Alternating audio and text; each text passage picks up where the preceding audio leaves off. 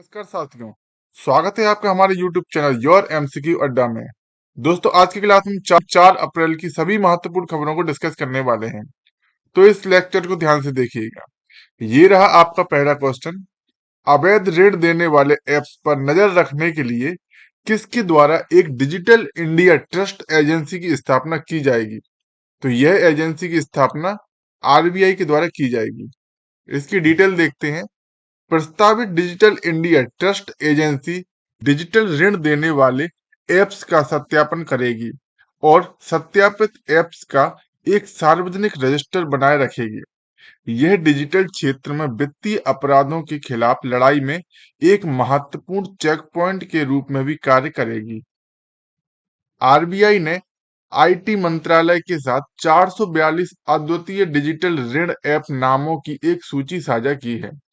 आपको बता दें कि सितंबर 2022 से अगस्त 2023 तक गूगल पहले ही अपने ऐप स्टोर से 2200 से अधिक डिजिटल लैंडिंग ऐप को हटा चुकी है।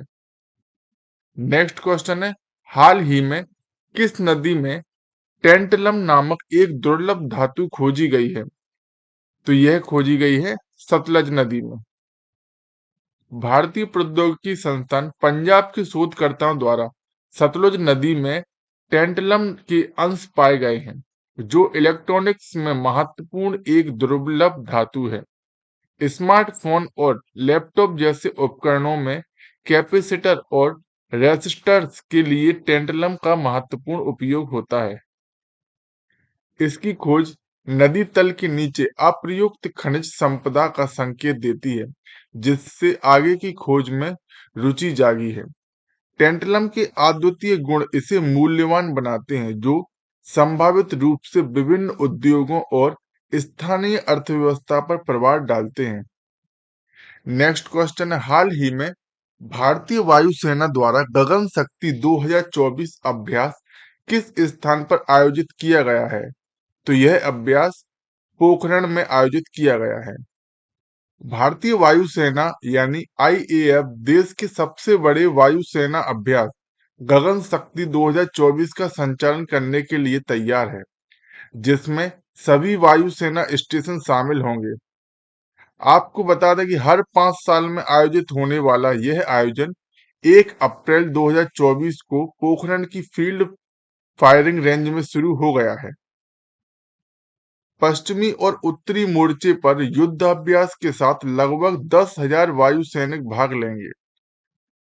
अगला क्वेश्चन है, हाल ही में किस संस्थान ने अंतरराष्ट्रीय शतरंज महासंघ यानी FIDE रेटेड शतरंज टूर्नामेंट की मेजबानी की है? तो यह मेजबानी IIT मद्रास द्वारा की गई है।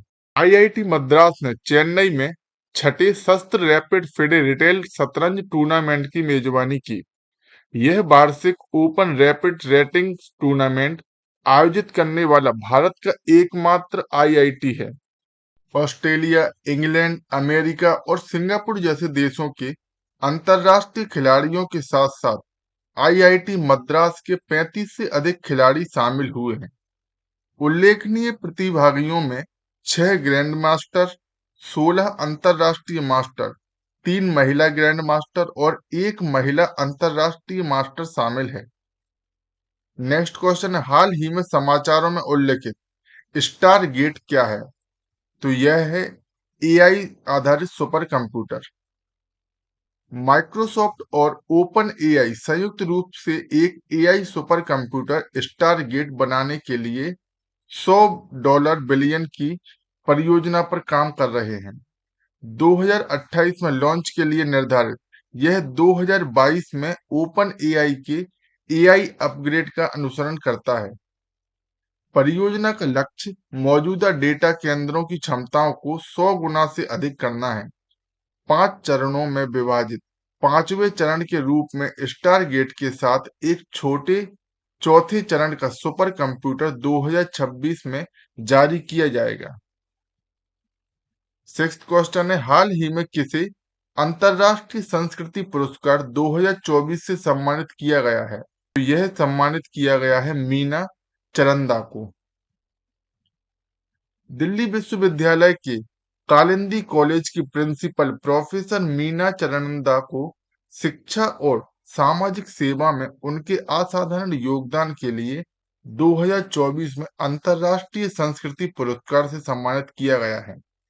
यह सम्मान उन्हें 30 मार्च 2024 को इंडिया इंटरनेशनल सेंटर में दिया गया। नेक्स्ट क्वेश्चन है, हाल ही में खबरों में रही कम्बुम घाटी किस राज्य में स्थित है? तो यह घाटी तमिलनाडु राज्य में स्थित है।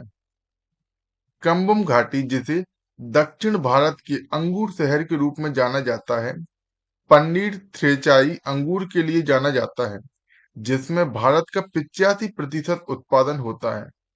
1832 में एक फ्रांसीसी पुजारी द्वारा पेश किए गए यह अंगूर अन्य जगहों के विपरीत साल भर फलते फूलते हैं।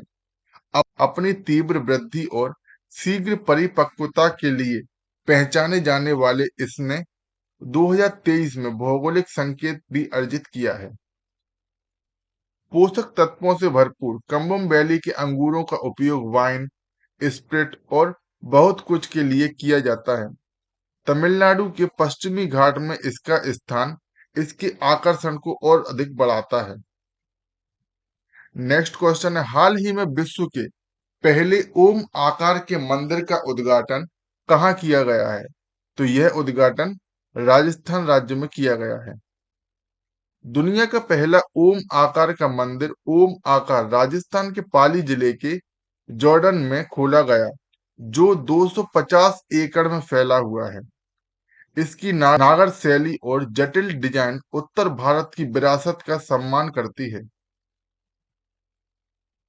इसमें भगवान महादेव की 1008 मूर्तियां और 12 ज्योतिर्लिंगों से युक्त यह 2000 स्तंभों और 108 कमरों के साथ 135 फीट की ऊंचाई पर स्थित है। शीर्ष पर धौलपुर के स्फटिक से निर्मित एक शिवलिंग है। अंतरिक्ष से दिखाई देने वाला 2 लाख टन का टैंक इसकी भव्यता को और अधिक बढ़ाता है। नेक्स्ट क्वेश्चन है, हाल ही में समाचारों में दिखे सिकाडास क्या है?